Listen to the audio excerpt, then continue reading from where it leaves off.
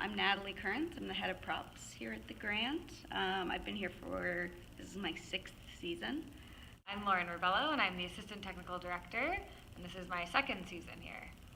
How do you set up a timeline for the props and the sets and everything when a new play comes in?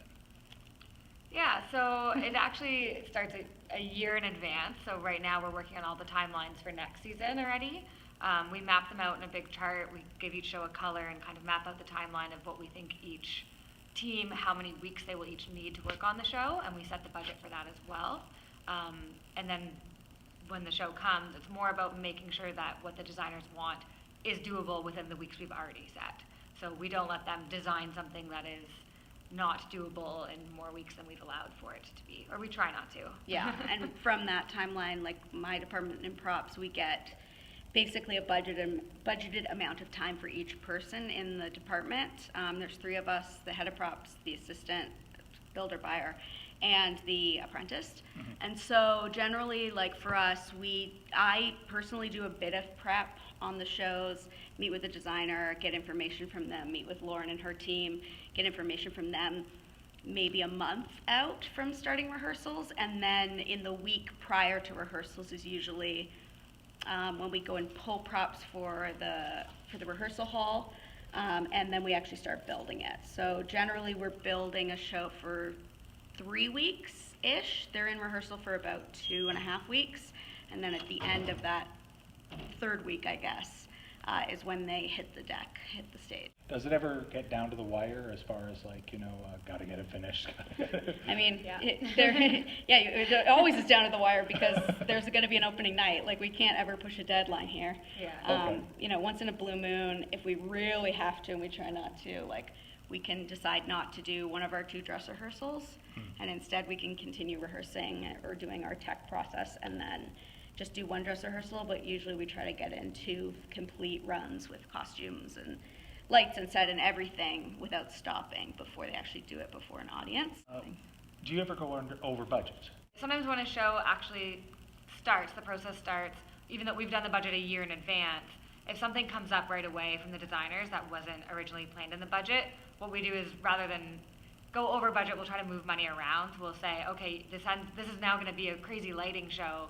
We actually are going to have to scale down on sound or on something else, and we talk to the director about what the priorities are. So we might go over budget on one line of the budget, but we try to stay in budget for the show overall. Historic show is generally going to cost, a historic play is going to cost more than a contemporary play potentially. I see. Because we might have to build or make or find more elaborate antiques versus just going to IKEA and buying a bedroom set. So we know kind of in that realm sort of how to and where to budget the shows at. Tell me, do you prefer to do like the straightforward plays like the Glass Menagerie, or do you prefer to do the more exciting plays like Shrek? Where, Glass Menagerie was real exciting. Yeah, well, I mean as opposed to challenging, that's the word I was looking for. Yeah, at least in props, I like the balance. Because I personally really like history and period pieces, so you don't get that as much with musicals.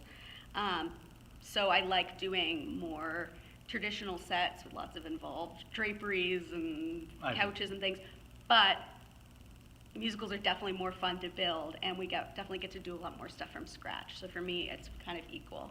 Okay.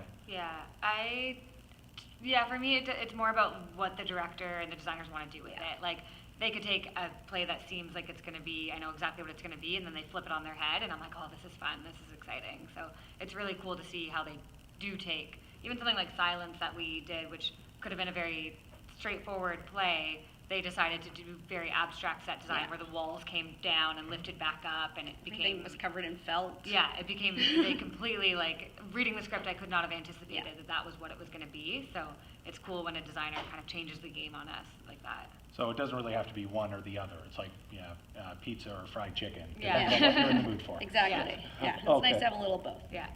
And what would you consider your masterpiece? Ooh.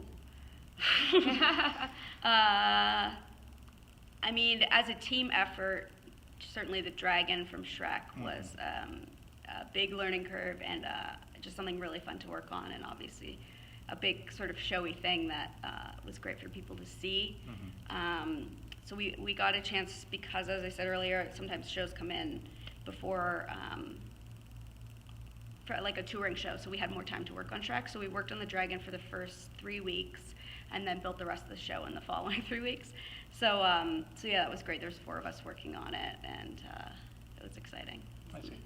And I liked the Glass Menagerie, actually. Yeah. Oh, It was beautiful. because it was in the McManus, and we hadn't been producing down there, and then the designs really were beautiful, and when the designs first came in, it was kind of like, there's no way we're going to be able to do this, and somehow we still did it, and did something really beautiful, so I'm pretty proud of that one. Yeah. okay. And what would you say is your favorite part of your job? My favorite part is that it's different every day. You know, like today I'm sanding and painting a bunch of planks of wood for fences for the actor to cut on stage. Last week I was painting chairs and going shopping for planters. Like, every day is a bit different. You know, you like, as you do it more, the challenges sort of start to repeat themselves a little. But, you know, like, some shows they're like, okay, we need a piano bench that someone can sort of sit on, and then it gets lifted and carried across stage, and then she needs to karate chop it in half. It's like, all right, well, that's something I've never tackled before. So, yeah, it changes a lot. Yeah, I really like how it stays different. Even if it's a show and you're like, oh, I'm bored of this one, you know, that, like, it's only for a month or two, and then it's on to the next. And I really like working with so many other creative people. Yeah. It's like really cool to have so many different creative geniuses come through the space and work with you and collaborate with you, and I find that really interesting. Yeah. And how would your job be different if you were working, say, on a television set or a movie set? So in props, we have a rule called the 20-foot or 30-foot rule, which is when you paint something, then you walk 20, 30 feet away and look at it. Okay. And if it looks good, you're pretty set. Versus film these days is done in like super HD, 4K, whatever. So you can't fake anything. If you do fake it, people notice, and then if your movie's popular, people blog about how bad your work is. So yeah, and it's certainly stylistically, it's very different. Like, you can go around the back of some of our set pieces or whatever, and it's just a raw wood back there. Versus the movie set, you know, you go into the next room, it's got to be completely real. So. Yeah. And like Natalie mentioned earlier too, just like our timelines. Yes. I find like there's the opening night, tickets are already sold. It's happening one way or another. Like, Yes. it's coming.